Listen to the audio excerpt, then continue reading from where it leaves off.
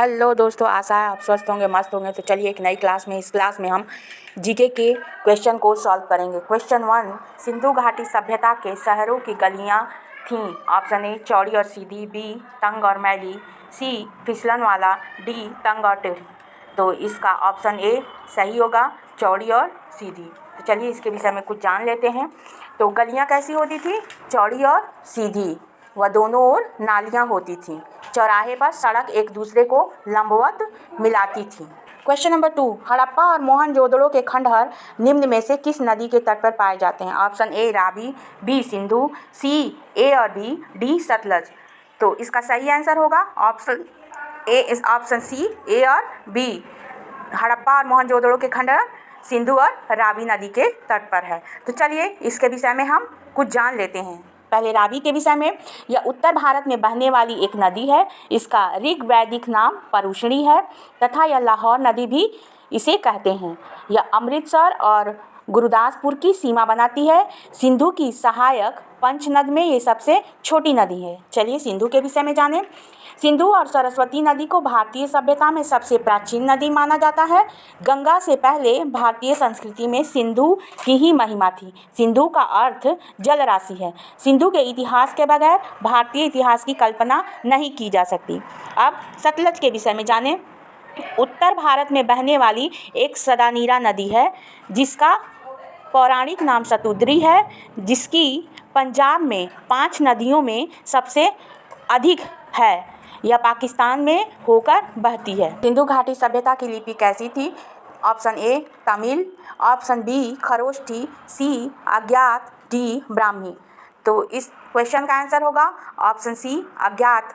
तो इसके विषय में जान लेते हैं। सिंधु लिपि में लगभग 64 मूल चिन्ह, 250 से 400 तक अक्षर जो सेलखड़ी की आयताकार मुहरों, तांबे की गुट्टियों आदि पर मिलते हैं। यह लिपि चित्रात्मक थी। यह अभी तक नहीं पढ़ी जा सकी है। अब ऑप्शन बी के विषय में भी जान लेते हैं। खरोष्ठी लिपि क्या है? यह प्राचीन भारतीय लिपि से अरबी लिपि की तरह दाएं से बाएं को लिखी जाती थी।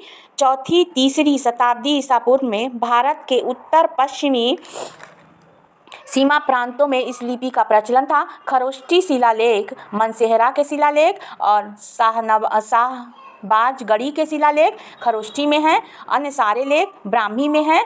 तो ब्राह्मी के भी विषय में अब हम जान लेते हैं। शेष भारत में ब्राह्मी लिपि का प्रचलन था जो बाएं से दाएं की लिखी जाती थी। इस लिपि के प्रसार के कारण खरोष्ठी लिपि लुप्त हो गई। इस लिपि में लिखे कुछ सिक्के और अशोक के 2 शिलालेख प्राप्त हुए हैं। क्वेश्चन नंबर 4, बिना दुर्ग के एकमात्र सिंधु नगर कौन सा था? Option A Kalibangan, B Harappa, C Mohenjodaro, option D Chanhudaro. तो इस क्वेश्चन का आंसर होगा दोस्तों ऑप्शन डी चन्हुदड़ो। तो चलिए सबके विषय में हम कुछ जान लेते हैं जो हमारे एग्जामिनेशन के लिए अति उपयोगी है। तो पहला दिया है कालीबंगा। यह राजस्थान के हनुमानगढ़ जिले में घग्गर नदी के बाएं तट पर स्थित है। यहाँ पर प्राक हड़प्पा और हड़प्पा कालीन संस्कृति के अवशेष मिले हैं। यह प्राचीन समय में चूड़ियों के लिए प्रसिद्ध था। ये चूड़ियाँ पत्थरों की बनी होती थी। अब ऑप्शन बी हड़प्पा के भी विषय में कुछ जान लें। हड़प्पा पूर्वोत्तर पाकिस्तान के पंजाब प्रांत का एक पुरातात्विक स्थल है। यह साहिवाल शहर से 20 किलोमीटर पश्चिम में रावी नदी के किनारे स्थित है। सिंधु घाटी सभ्यता के अनेकों अवशेष यहाँ से प्राप्त हुए हैं। कांस्ययुगीन सिंधु घाटी सभ्यता को इसी शहर के नाम के कारण हड़प्पा सभ्यता भी कहा जाता है। अब जो इसका आंसर है सही डी चन्हुदड़ो के भी विषय में जान ले। यह सिंधु घाटी सभ्यता पुरातात्विक स्थल है। यह स्थल सिंध पाकिस्तान में मोहनजोदड़ो से 130 किलोमीटर दक्षिण में स्थित है। यह 4000 से 1700 ईसा पूर्व के बीच बसा हुआ है। अब मोहनजोदड़ो के विषय में जानें। मोहनजोदड़ो का मतलब होता है मुर्दों का टीला। दक्षिण एशिया में बसे इस शहर को सबसे पुराना शहर माना जाता है। इसने इतने साल पहले बने इस शहर को इतने व्यवस्थित ढंग से बनाया गया है कि इसकी कल्पना भी नहीं की जा सकती। पाकिस्तान के सिंध प्रांत में 2600 BC के आसपास इसका निर्माण हुआ। क्वेश्चन नंबर 5, मोहनजोदड़ो का सबसे बड़ा भवन कौन सा है? ऑप्शन ए विशाल स्नानागार, बी धन्यागार, सी स्तंभाल, डी 2 मंजिला भवन। तो इसका सही आंसर होगा ऑप्शन बी धन्यागार। मोहनजोदड़ो का सबसे बड़ा भवन कह रहा है दोस्तों इस क्वेश्चन में, तो मोहनजोदड़ो का सबसे बड़ा भवन क्या होगा? धन्यागार। क्वेश्चन 6, विशाल स्नानागार कहाँ स्थित है? Option A Harappa, B Lothal, C Chanhudaro, D Mohenjodaro. तो इसका सही आंसर होगा दोस्तों ऑप्शन डी मोहनजोदड़ो। इस क्वेश्चन में कह रहा है विशाल स्नानागार के बारे में, तो विशाल स्नानागार कहाँ है? तो मोहनजोदड़ो। तो हमने अभी आपको दोस्तों हड़प्पा, मोहनजोदड़ो, चन्हूदड़ो सबके बारे में बताया और लोथल के विषय में हमने नहीं बताया। तो चलिए लोथल के विषय में कुछ जान लेते हैं।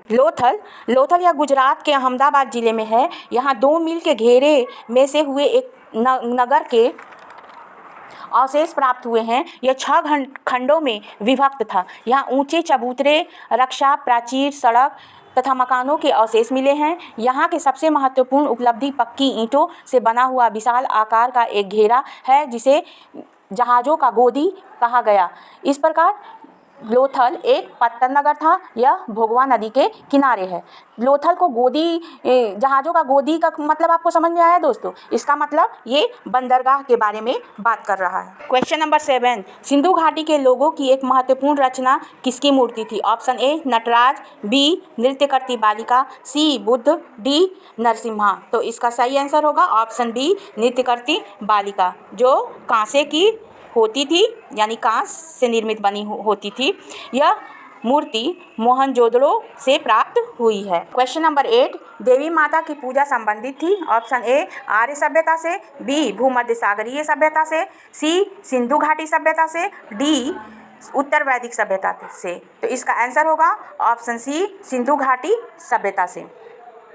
सिंधु घाटी सभ्यता में दोस्तों मातृदेवी की पूजा होती थी और एक विशिष्ट यहाँ का लक्षण था सिंधु घाटी सभ्यता का, पुरातात्विक साक्ष्यों से प्राप्त मातृदेवी की मिट्टी की मूर्तियाँ होती थी जिसकी सिंधु घाटी सभ्यता में लोग पूजा करते थे। क्वेश्चन नंबर 9, सिंधु घाटी सभ्यता का पत्तन नगर कौन सा है? Option A Kalibangan, B Lothal, C Ropar, D Mohenjodaro.